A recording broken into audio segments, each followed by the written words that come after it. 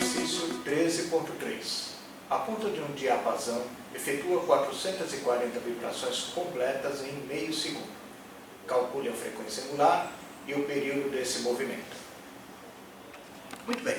Então, nesse nosso primeiro exercício, a informação fundamental é o número de vibrações que o diapasão faz durante meio segundo.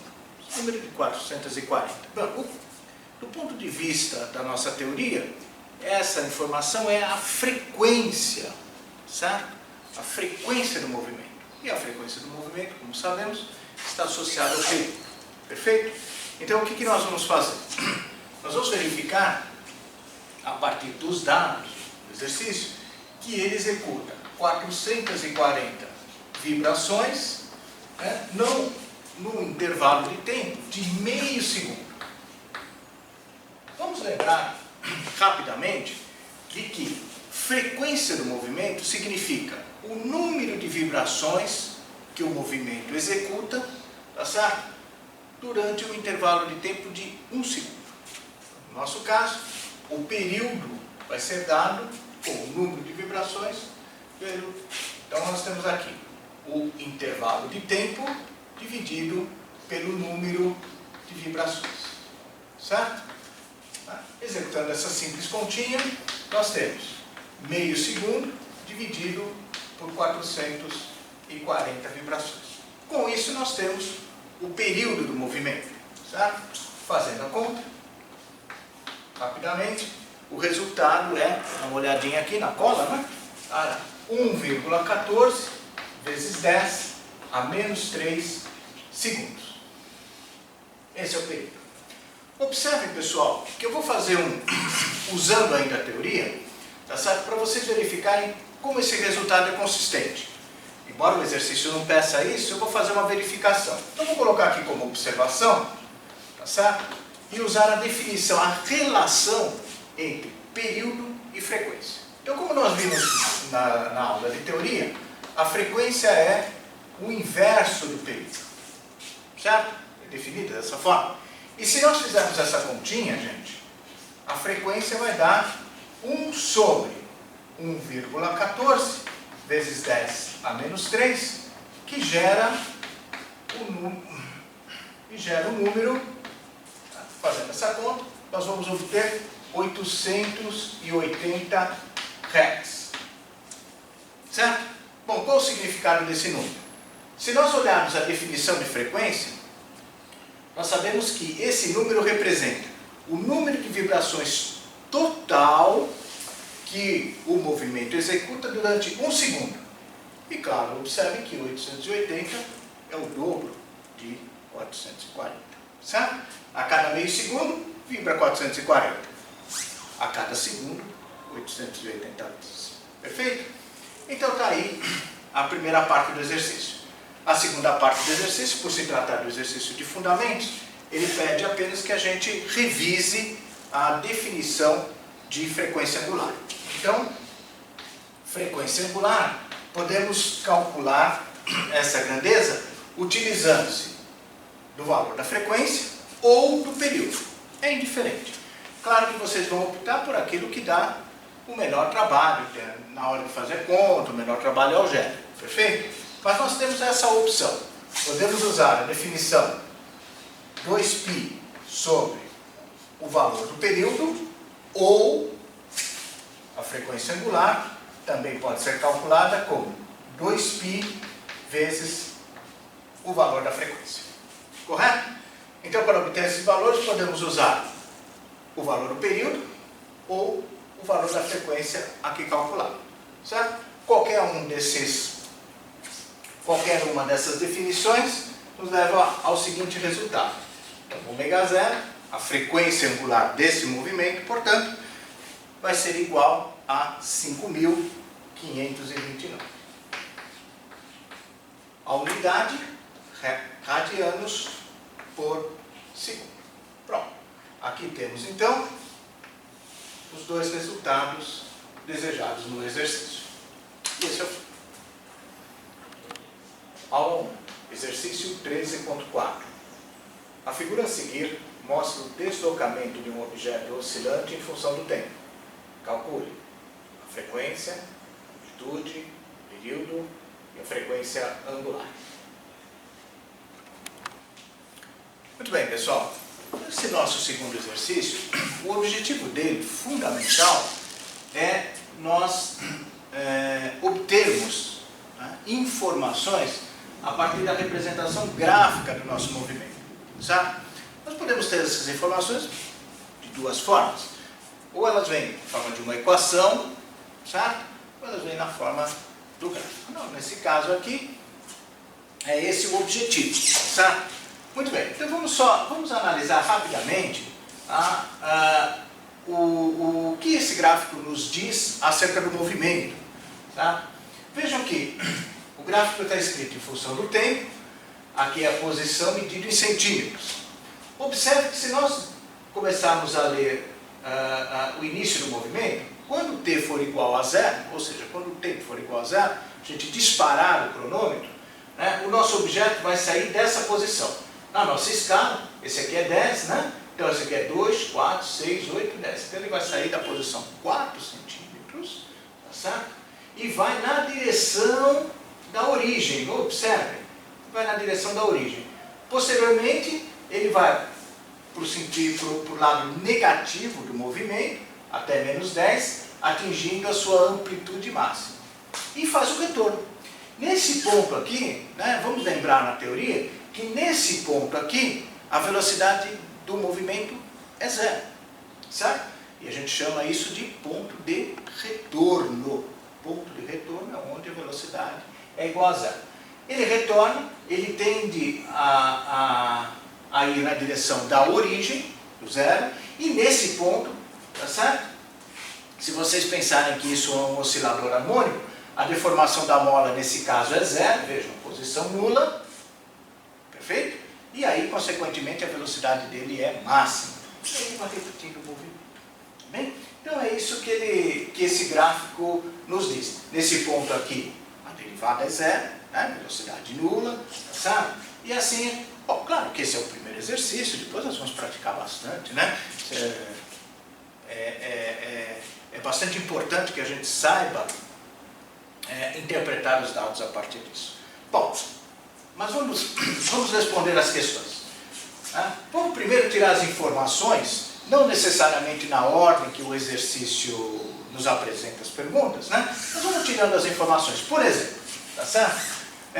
Qual é a amplitude do movimento? Vamos lembrar que, conceitualmente, a amplitude do movimento significa o quê? A maior distância que o objeto atinge em relação à posição de equilíbrio. Isso é muito importante, porque essa é a definição de amplitude.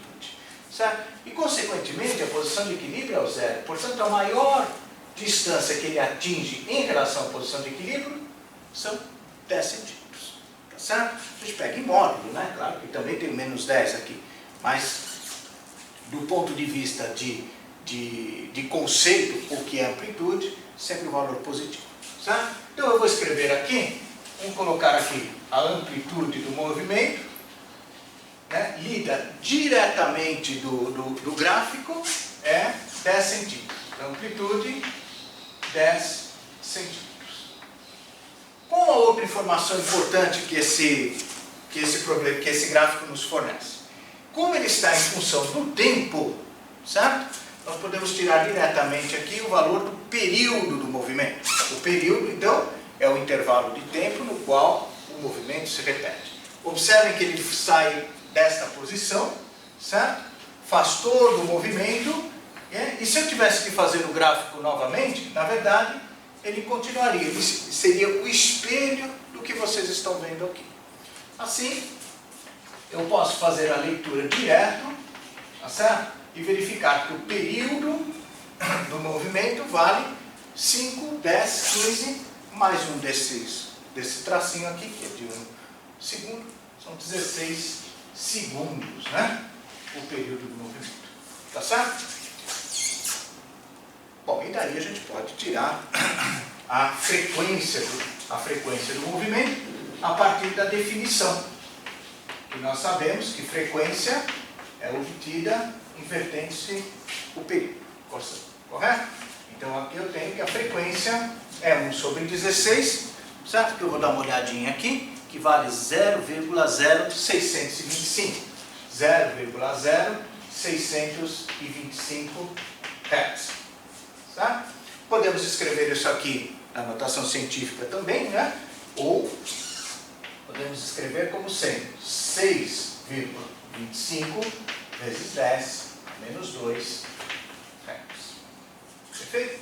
E finalmente, o último dado que a gente pode obter aqui é a frequência angular, que é a última das perguntinhas que o exercício pede, né? Então a frequência angular, também, usando a definição, ômega 0, 2π vezes a frequência.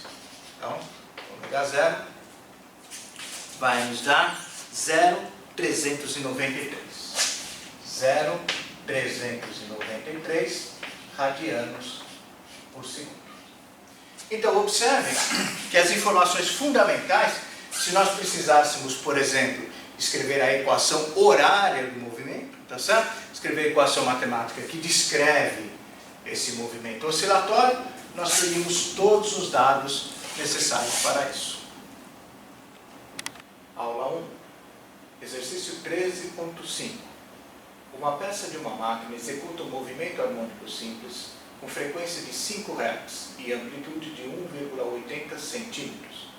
Quanto tempo demora a peça para ir de x igual a 0 até a posição x igual a menos 1,80 centímetros? Esse exercício, pessoal, é um exercício puramente conceitual. Ele envolve, né, o conceito, né, de período. Tá? É isso que ele quer que a gente preste atenção. Né? Observe que ele diz o seguinte: nós temos uma peça de uma máquina, tá certo? Cuja amplitude de movimento é de 1,80 centímetros, ou seja, é uma peça que vibra, certo? Em torno de uma posição de equilíbrio, e o deslocamento máximo dela em relação à posição de equilíbrio é 1,80 centímetros. Muito bem. A frequência dessa máquina é de 5 Hz. Bom, o que significa isso? Então vamos relembrar, né? Ela executa 5 ciclos, né? Repete 5 vezes o movimento a cada segundo. Então essa é a informação fundamental, as duas informações, aliás, fundamentais do exercício. O exercício pede, simplesmente, né, qual é o intervalo de tempo necessário para que essa peça, dessa máquina, se desloque, né, da origem até o ponto menos 1,80. Essa é a perguntinha do exercício. Tá certo? Então, vamos imaginar que nós estivéssemos seguindo, né, tá certo, o movimento dessa peça. Então, essa pecinha está aqui, na origem, tá certo? Desloca-se até o ponto menos 1,80 e depois, por se tratar de um movimento harmônico simples, certo? Ela chega até o ponto de máximo afastamento, amplitude máxima, e vai retornar à posição de equilíbrio. Então ela retorna e viria para cá, certo? Então essa seria a trajetória dessa peça, certo? Vem da origem, vai até menos 1,80 e voltaria. Quanto tempo ela leva para fazer essa trajetória? Bastante simples, não é? Vamos pensar num ciclo completo. O ciclo completo saiu da origem, foi até menos 1,80, voltou, foi até a amplitude máxima, voltou, chegou aqui, completou o ciclo. Portanto, contem comigo, certo? 1/4 do período, 2/4 do período, 3/4 do período, 4/4 do período. Consequentemente, o tempo para que ela saia da posição 0 até a posição menos 1,80 é simplesmente 1/4 do valor do período total. Tá? Vamos dar um nome aqui para as nossas variáveis, né? Vamos chamar esse tempo de ΔT. Então, ΔT é o tempo necessário para ela sair do ponto 0 até o ponto menos 1,80, e isso é igual a 1/4 do período. Portanto, gente, Se nós soubermos qual é o valor do período do movimento, nós respondemos a questãozinha. Bom, e é claro, o período do movimento, a essa altura nós já sabemos bem de que o período do movimento está associado à frequência. Foi dado no exercício que a frequência é de 5 Hz. Consequentemente, observe, o nosso período é 1 sobre 5, ou seja, o período é 0,200 segundos. Correto? E o tempo necessário, ΔT, então, 0,200 dividido por 4, que nos dá um valor de 0,050 segundos. Pronto. Veja, bastante simples, certo? Apenas um probleminha interpretativo para que a gente tenha a noção clara do significado físico de período do movimento. Aula 1, exercício 13.6. Em um laboratório de física, uma massa de 0,200 kg é conectada a uma mola de massa desprezível. A massa desliza sobre um trilho de ar e é posta a oscilar. O tempo transcorrido entre a primeira vez que o deslizador passa pela posição de equilíbrio e a segunda vez que ele passa por esse ponto é de 2,60 segundos. Determine a constante da mola. Muito bem, gente. Esse problema é um pouquinho diferente, O enunciado nos diz que nós temos um movimento harmônico simples. Como ele diz que está sobre um trilho de ar, significa isso na prática que não tem atrito, certo? As forças de atrito que nós vamos colocar nos movimentos harmônicos, elas virão no próximo capítulo. Vocês vão ver que nós vamos chamar esse movimento de movimento amortecido. Por essa razão, então, o enunciado diz que o movimento está sobre um trilho de ar. Muito bem. Eu vou fazer um pequeno esqueminha aqui só para a gente entender, assim, tentar visualizar a questão do movimento, certo? Mais ou menos como eu fiz no exercício anterior. Então, nós temos aqui uma pequena linha representando o movimento, certo? Aqui a posição, a origem, E aqui a amplitude total, a amplitude máxima, certo? Positiva e negativa. Vamos chamar isso aqui genericamente de menos A e aqui de mais A, certo? Muito bem, o que o exercício nos diz? Ele diz que existe um movimento harmônico aqui de uma peça, certo? No laboratório, E o movimento vai fazendo isso. Então ele vai de mais A até menos A, mais A até menos A, num determinado intervalo de tempo. Ele nos diz, o exercício nos avisa que o movimento sai dessa posição, certo? Vai até a amplitude máxima e volta aqui, certo? Num tempo igual a 2,60 segundos. Muito bem. Então, o intervalinho de tempo é de 2,60 segundos. Vocês estão lembrados? Até no exercício anterior a gente explorou essa ideia, certo? De associar esse pequeno desenho aqui representativo com o período total. Então, observem que o período seria completar o ciclo, o tempo necessário para completar o ciclo. Então, 1, 2, 3, 4. Isso aqui representa, então, metade do período. Certo? Então, o período total, tá certo? 2 vezes 2,60. Ou seja, o tempo 5,20 segundos. Essa é a informação fundamental dada no exercício. A questão é a seguinte. O problema originalmente pede o valor da constante elástica do movimento, certo? Então a pergunta natural que nós faríamos é o seguinte, tá certo? Qual é a relação existente entre o período e a constante elástica? Esse é o ponto no qual vocês devem prestar bastante atenção. Quando vocês têm a perguntinha do exercício e os dados fornecidos por ele, nós temos na nossa cabeça de que formular a solução tentando encontrar a relação entre essas duas informações. Tanto a pergunta quanto as informaçõezinhas dadas no exercício. Nesse caso, eu vou fazer aqui de uma forma genérica, para vocês perceberem, né, a partir das definições da teoria, como é que a gente junta essas duas informações. Muito bem. A constante elástica, né, está associada com a força elástica, mas aqui ele não deu nenhuma informação acerca dela, mas também está associada com a frequência angular do movimento. Então, se nós lembrarmos que frequência angular do movimento é dada pela raiz quadrada da constante elástica dividido pela massa, certo? E invertermos essa expressão, nós obtemos aqui constante elástica igual a massa vezes a frequência angular ao quadrado, certo? O valor da massa é dado diretamente pelo probleminha, certo? Basta nós calcularmos a frequência angular. Aqui vocês podem observar então a relação da existência dessa informação, tá certo? E da constante elástica.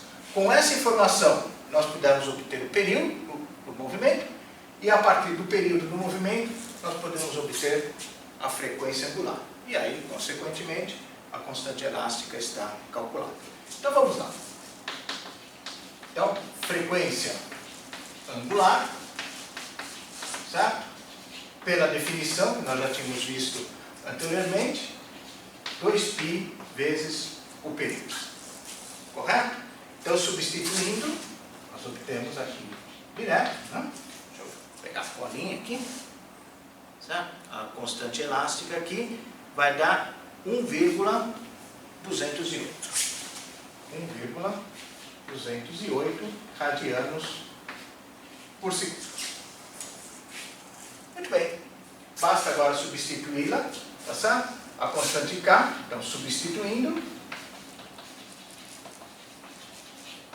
tá? Obtemos que a constante K é a massa, né? No nosso caso, a massa é de 0,200 kg, que multiplica 1,208 ao quadrado. Correto?